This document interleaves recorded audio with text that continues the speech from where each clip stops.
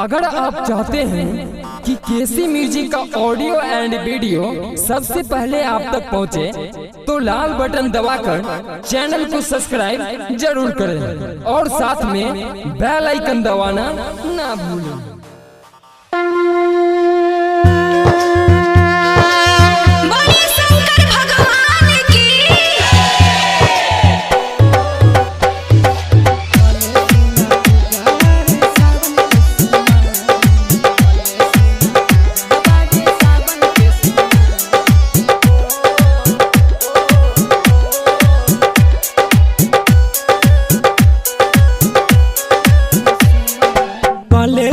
पूजावा रे सावन के सोमारी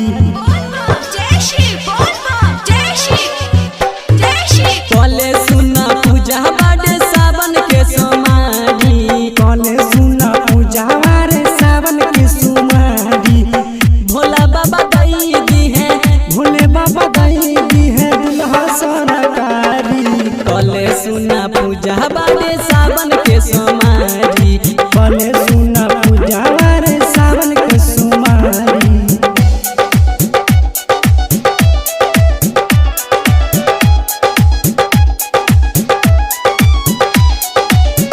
by DJ चंदन सलहा।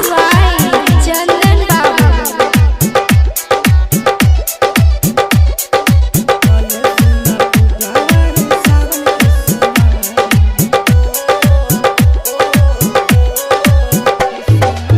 भंगिया धतूर रोज तोड़ के ले आई है और सोमारी में तू जलावा चढ़ाई है। भंगिया धतूरा रोजी तोड़ के ले आई है, हर सोमारी के तू जलावा चढ़ाई है। भक्ति में मगन होके, भक्ति में मगन होके करी है तू सोमारी। कले सुना पूजा बारे सावन के सोमारी, कले सुना पूजा बारे सावन के सोमारी। चंदन सलहा, चंदन सलहा रिकॉर्डिंग चंदन सलहा। KC music Samastipur.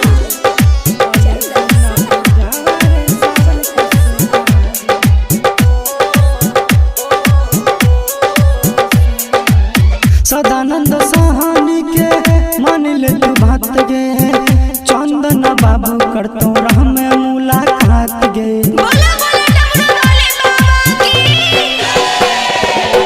Super Santosh के मान ले तू बात गे, चंदन बाबू कर तो राह में मुलाकात गे। राइटर कैलाश ले तो, राइटर नीतीश ले तो तोरा ला सफारी।